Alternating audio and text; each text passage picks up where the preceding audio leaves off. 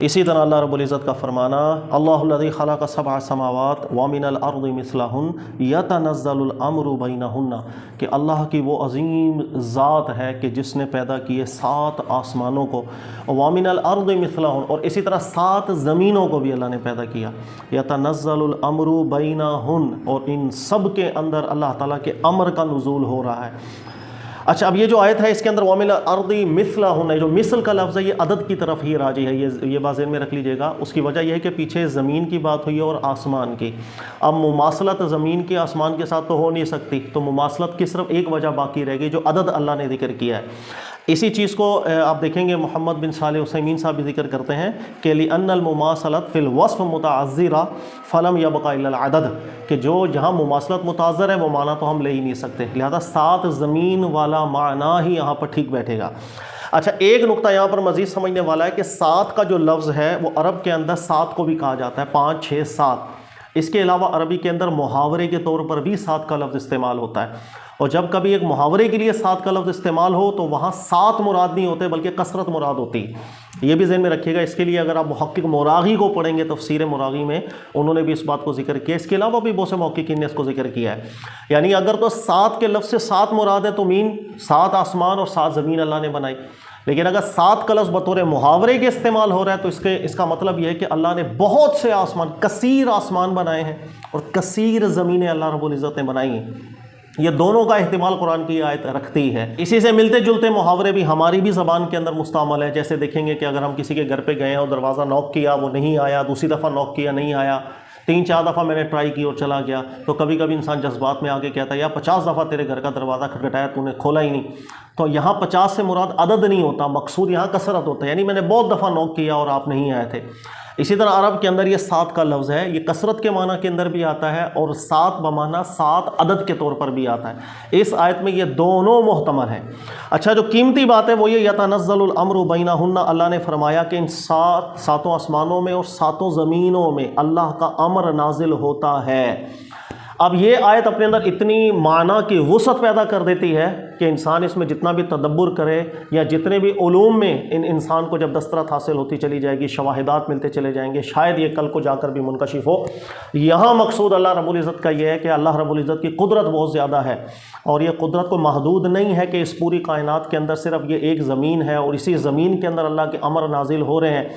اللہ نے بیان کیا کہ بہت وسیع ہے اللہ کی کائنات، 7 آسمانوں پر محیط ہے اور ہر آسمان پر زمین بھی ہے اور اس پر بھی اللہ کے امر نازل ہو رہے ہیں۔ اب اللہ رب العزت نے اس آیت میں تو یہ بات مجمل ذکر کر دی کہ اللہ کے امر نازل ہو رہے ہیں، لیکن ہم جب قرآن کو مطالعہ کرتے ہیں تو امر کا لفظ بہت سے معنوں میں اللہ تعالیٰ نے استعمال کیا قرآن میں، یعنی کہ تدبیری امور اس کو بھی امر سے تعبیر کیا جاتا ہے، شرعی احکامات جو ہیں اس کو بھی امر سے تعبیر کیا جاتا ہے۔ یہ ہمارے جتنے بھی شرعی احکامات ہیں یہ بھی امر الہی ہیں، اس کے علاوہ ہر ایک جو اہم فیصلہ ہو اسے بھی امر کہا جاتا ہے، اللہ کے عذاب کے معاملات اسے بھی امر کہا جاتا ہے، اللہ نے کسی امت کے اوپر نعمت کا اگر فیصلہ کر دیا اسے بھی امر کہا جاتا ہے۔ یہ سب چیزوں کی مثالیں قرآن پاک میں موجود ہیں، جیسے میں پڑھ دیتا ہوں کہ سورہ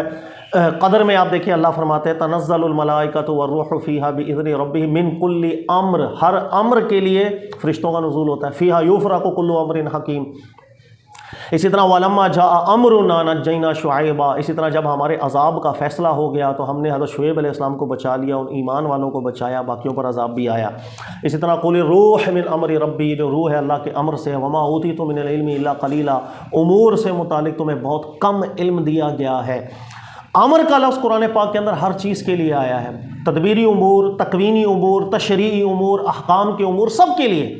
اب جب اس آیت میں اللہ نے فرما دیا کہ 7 زمین ہیں اور ہر جگہ پر اللہ کے امر نازل ہو رہے ہیں بس،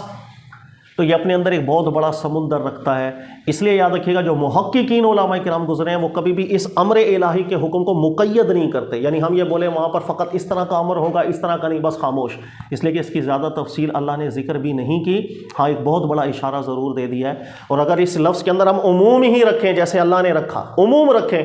تو اس کا معنی یہ ہوگا کہ صرف یہ ایک زمین نہیں جہاں اللہ کے احکامات یا شریعتیں نازل ہو رہی ہیں،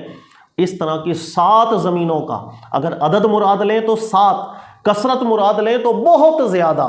ایسی اور بھی جگہیں ہیں جہاں اللہ کے احکامات نازل ہوتے ہیں، امر الہی نازل ہو رہے ہیں، تدبیری بھی اور اس کے علاوہ تکوینی بھی اور تشریعی بھی۔ وہاں پر بھی حلال اور حرام کے احکامات نازل ہوتے ہیں، وہاں پر بھی یہ سارے معاملات چل رہے ہیں جیسے اس دنیا کے چل رہے ہیں۔ اگر اس امر سے مراد عموم لیا جائے، اس لیے کہ تخصیص پر جب کوئی دلیل نہیں ہے ہم خاص کر نہیں سکتے، بلا دلیل تو اپنے دماغ سے تو نہیں اللہ کے حکموں کو ہم تخصیص میں ڈال دیں۔ تو یہ وجہ ہے کہ یہ جو آیت ہے اپنے اندر بہت عموم رکھتی، اور بہت سے محققین علماء کرام نے اسی قول کو اختیار کیا ہے، اس امر میں وسعت ہی رکھنی چاہیے، اللہ نے مقید نہیں کیا، ہم بھی نہیں کر سکتے۔ اسی کو دیکھیے گا محمد بن صالح منجی صاحب کو، وہ بھی ذکر کرتے ہیں کہ جب اللہ نے فرمایا یتنزل الامر بینہن، کہہ رہے ہیں کہ یہ جو امر کی اب یہاں اللہ نے بات کی، ہی شرائعہ و احکامہ التکلیفیہ و اوامرہ کونیہ و قدریہ، کہہ رہے ہیں یہ امر تمام چیزوں کو محیط ہے کہ اللہ نے قرآن میں امر کا اطلاق سب چیزوں پر کیا ہے، شریعتوں پر بھی، احکامات پر بھی، احکامات تکلیفیہ پر بھی، اوامر کونیہ پر بھی، اوامر قدریہ پر بھی۔ آگے کہہ رہے ہیں ہاں والذی یجب علینا هو الوقوف عند حد المعلوم شرعا دون عدوان، کہہ رہے ہیں کہ ہم پر لازم اور واجب یہ ہے کہ اللہ رب العزت نے جس غیبی چیز کا پردہ ہم سے نہیں کھولا،